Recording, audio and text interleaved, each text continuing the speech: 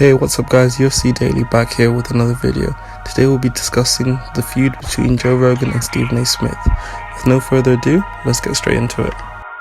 UFC fans were not just treated to an amazing fight by Conor McGregor at UFC 246. Fans were also given amazing content to watch in the post-fight interview. Long-time UFC analyst Joe Rogan teamed up with ESPN correspondent Stephen A. Smith to give their thoughts on the fight and what they just witnessed. Joe Rogan was very highly praiseful of McGregor's performance while still being respectful about Cowboys' unfortunate outcome. However, Smith, on the other hand, who's more known for his coverage of basketball, football, and baseball, was more critical about Cerrone and made comments that were deemed as disrespectful by the MMA community. We haven't learned a damn thing about Conor McGregor based off of this fight. Really? Because who were you? Listen, the man did not get hit other than one kick to the arm. That's it. I mean, he didn't. Listen, I have gotten hit that much in the last week, okay? And I don't fight. I mean, come on, y'all. The fact of the matter is, we don't know, and we know that Conor McGregor is a champion. We know he's a great fighter. We know that he's box office. He's phenomenal for the sport. We're all happy he won. If you love this sport, you got to be happy that Conor McGregor won. But you didn't learn anything from tonight's fight because Cowboy Cerrone just didn't show up. I could have ran for 40 seconds. I disagree. We learned. Joe Rogan went on his podcast with Stephen Thompson and gave his opinion on Stephen A. Smith's comments. No idea, man. This guy should not be allowed to talk about fighting. Yeah, look, I'm going to cut him a little bit of slack. I seriously, we had this, here's the thing, with Strikeforce, we had kind of a similar situation, not like this though, by the way, with Gus Johnson. I remember, Gus was trying to talk him, and I love Gus. When he's talking basketball, I think he's got the energy and the voice that makes people like, oh wow, they're gripped to the TV.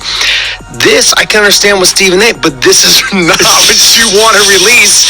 After you just called someone who's a pioneer in the sport, you basically call him a quitter. You called a guy a quitter. First of all, he had a broken orbital bone, okay? You saying he was a quitter? He got his face smashed, okay? He got cracked by one of the biggest punchers in the sport. Yeah. He has the most wins in the sport. He has the most wins by finish. He has the most bonuses. I mean, come on. He has the most fights. Come on.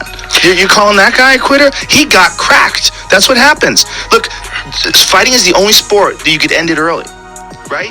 Well, Cerrone is absolutely amazing. That's why you need guys like you doing post-fight commentary and discussing these, not people who don't understand the sport and practice dick punches. Well, it's a different thing. It's basically hitting babies. Yeah, it's really into punching babies. I want to ask you this though, because it was funny, because I could see your face in the middle of it all. How awkward is that for you to stand between the two of them and go, what are you guys fucking talking about? Yeah, like, I mean, I would have preferred to talk to DC or Felder or you or anybody who understands the sport.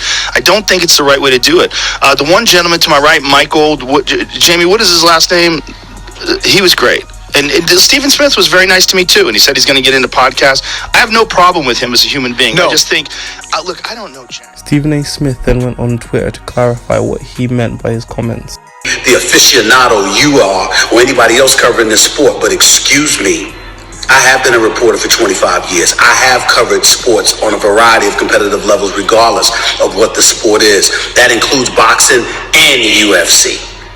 And I don't give a damn if I did it. It don't take much to look at 3 shoulder shots to the nose that Conor McGregor gave Cowboy Cerrone, watching him fold inside of 20 seconds, knowing that he only got 1 strike off, and oh, by the way, that was blocked by Conor.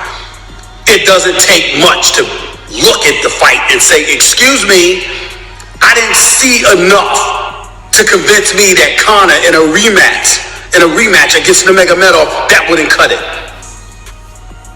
Or in a fight against Masvidal, that wouldn't cut it.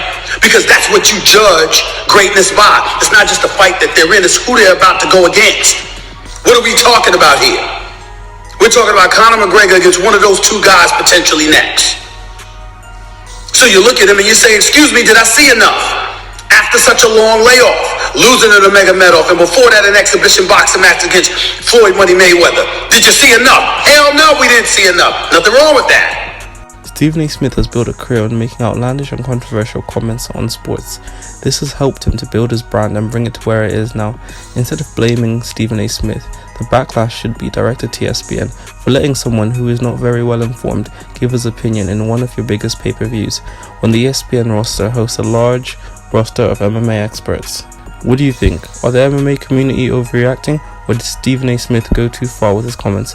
Let us know in the comment section, and please subscribe to UFC Daily, and I'll be back with another video tomorrow.